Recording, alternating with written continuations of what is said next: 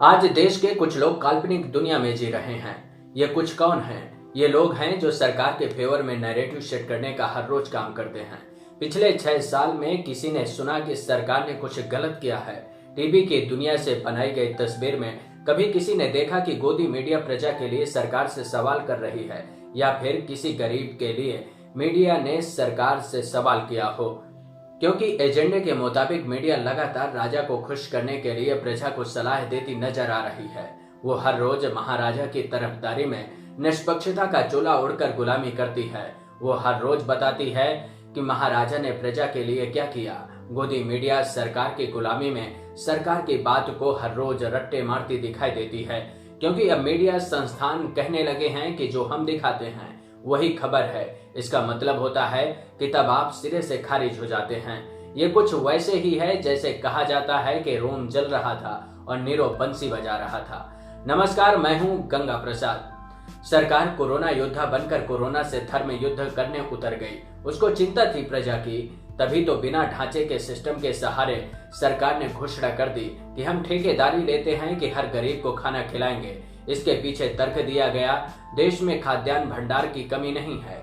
ये भी बताया गया कि इतने किलो गेहूं है, इतने किलो चावल है और इतने किलो दाल है। लेकिन गुलाम मीडिया ने क्या सरकार से सवाल पूछा कि ये कैसे जमीन पर हकीकत बनकर उतरेगा?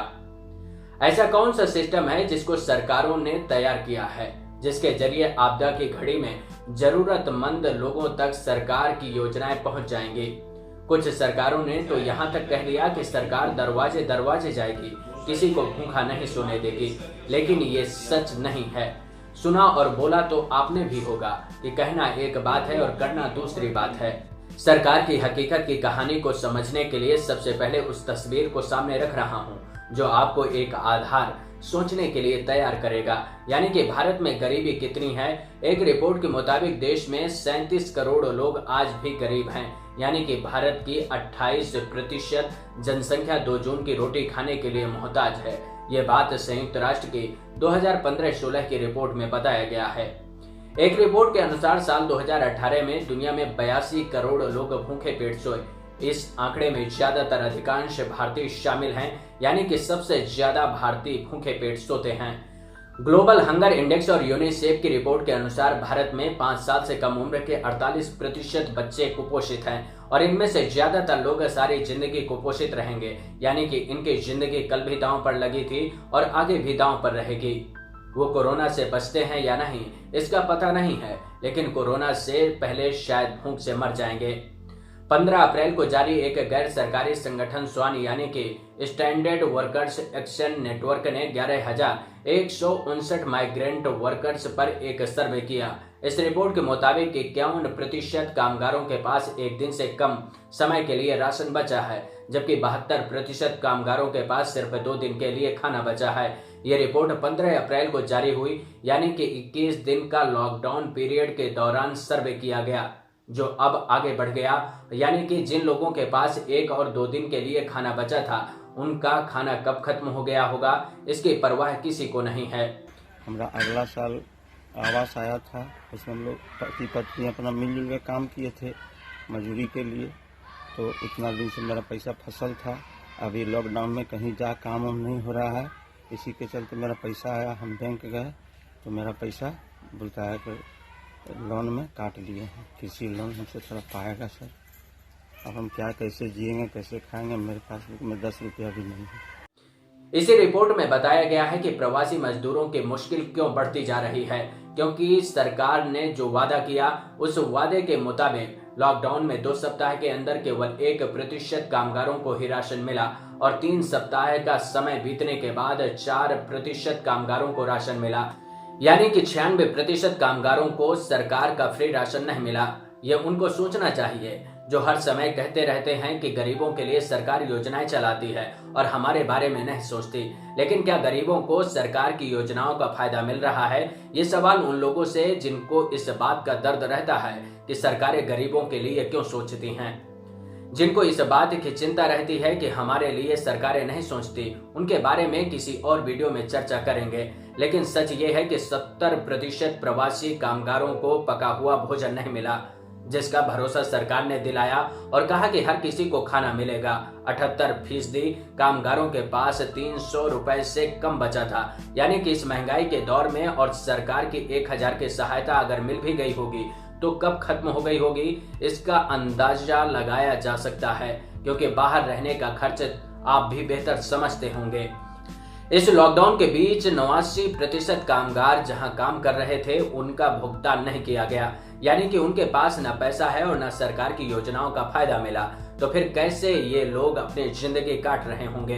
किसी ने सोचा क्या? मीडिया ने इस पर सरकार से सवाल पूछा क्या, या फिर सरकार ने बताया क्या? उसके पास ऐसा सिस्टम है जिसके जरिए वो हर गरीब तक, प्रवासी मजदूर तक पहुंच सकती है। एक आंकड़ा है जो सरकार बताती है देश भर में कितने मजदूर हैं, उन मजदूरों में कितने रजिस्टर्ड मजदूर हैं। तो सरकार का आंकड़ा कहता है कि लगभग 20% रजिस्टर्ड मजदूर हैं और 80% मजदूरों का कोई डेटा नहीं है, जो काम करते हैं लेकिन उनकी कागजों में कोई पहचान नहीं है। इस बात को स्वान ने भी लिखा है। स्वान की रिपोर्ट के मुताबिक ज्यादातर मजदूरों को कंपनी का नाम तक पता नहीं है। वो सिर्फ ठेकेदार को जानते हैं जिसने उसे कंपनी में काम दिलाया। इसका मतलब है कि कंपनी सिर्फ ठेकेदारों को जानती है और ठेकेदार मजदूरों को जानता है और मजदूर ठेकेदारों को जानते हैं। और लॉकडाउन हुआ तो ज्यादातर मजदूर अपने ठेकेदारों को खोजते नजर आए, जबकि किसी भी कंपनी में काम करने वाले कर्मचारी कंपनी को जानते हैं। लेकिन यहाँ उल्टा होता है, मजदूर कंपनी को नहीं बल्कि ठेकेदार को जानते हैं। और जब मजदूरों के सामने मुसीबत आती है तो ठेकेदार सबसे पहले फरार हो जाता है। तो इस बार भी ठेकेदारों ने वही किया, अपना फोन बंद किया और मुश्किल में फंसे मजदूर ठेकेदार को खोजते नजर आए। इस बात पर गौर करिएगा, अगर ये मजदूरी करने के बाद भी इस स्थिति में आ जाते हैं और पेट भरने के लिए मोहताज हो जाते हैं, तो क्या सरकार की गाइडलाइन का उल्लंघन वो कंपनियां नहीं कर रही हैं जिसको सरकार ने बनाया? तो सवाल ये है कि सरकार और सरकार का सिस्टम किसके लिए काम करता है? लेकिन 300 रुपए कमाने के लिए मजदूर अपना घर छोड़कर प्रवासी मजदूर बनता है। अगर एक दिन काम ना मिले तो दूसरे दिन का खर्च नहीं चला सकता। तब सोचने वाली बात यह है कि सरकार ने 1000 की रकम जो गरीबों के खातों में दी है, क्या उससे 21 दिन और फिर 19 दिन का समय कट जाएगा, या फिर वो भूखे पेट दिन काट रहे होंगे? क्योंकि ना काम है, ना काम के बदले दाम है। तो फिर कैसे भूख मिटेगी और कब तक दाने दाने को मोहताज लोग दूसरों की तरफ देखते रहेंगे?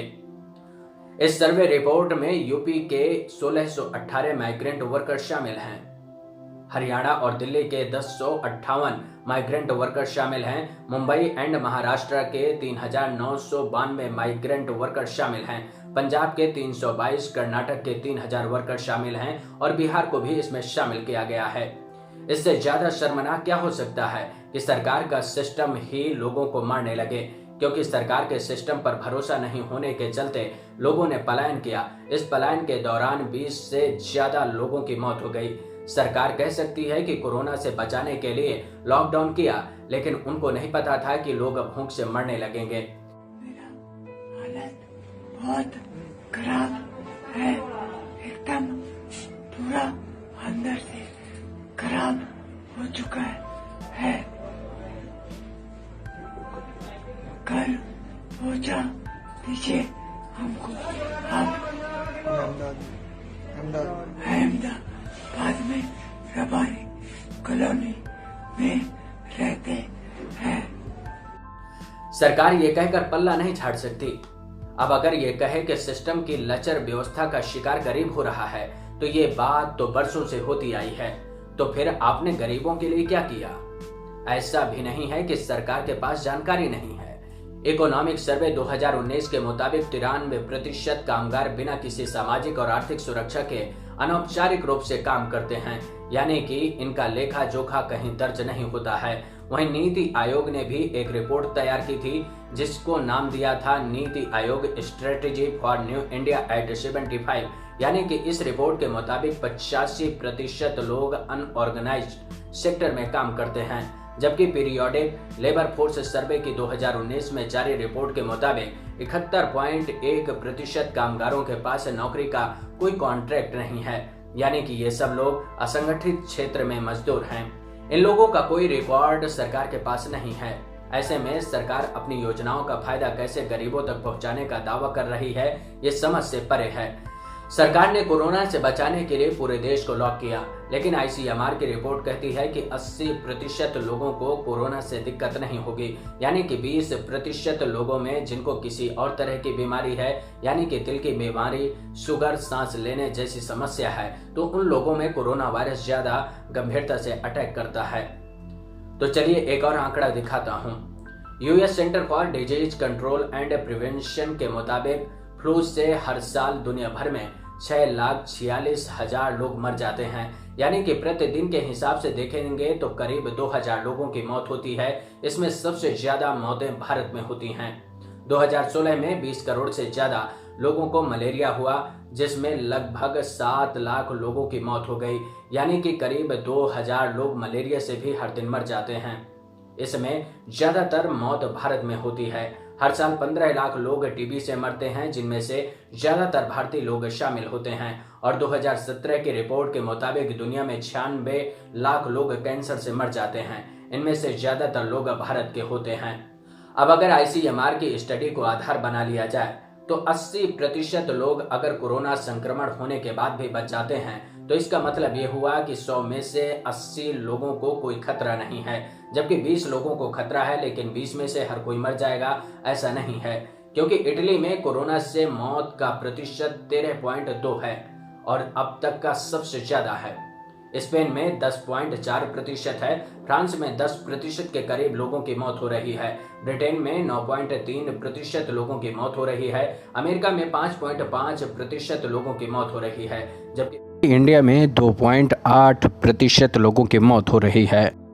इन सब के बीच एक और रिपोर्ट सामने आ गई है, प्रेस फ्रीडम इंडेक्स, जिसमें भारत 2 पायदान नीचे खिसक गया, यानी कि 140वें स्थान से 142वें स्थान पर पहुंच गया। 180 देशों की सूची में नॉर्वे पहले स्थान पर लगातार पिछले 4 साल से बना हुआ है। इस रिपोर्ट को मीडिया ने बताया क्या? नहीं बताया होगा, क्योंकि उससे राजा खुश नहीं होता और प्रजा को अपनी नाकामी कैसे बताएंगे। लेकिन मीडिया ने ये जरूर बताया कि लॉकडाउन का फैसला मोदी ने लिया तो मोदी के साथ देश पूरी तरह अटल होकर खड़ा रहा। और ये नहीं बताया कि कोविड-19 के उपचार को लेकर जारी रिपोर्ट में भारत का 40 देशों की लिस्ट में नाम ही नहीं है, क्योंकि इस लिस्ट में राजा की वाहवाही करने वाली कोई खबर नहीं थी।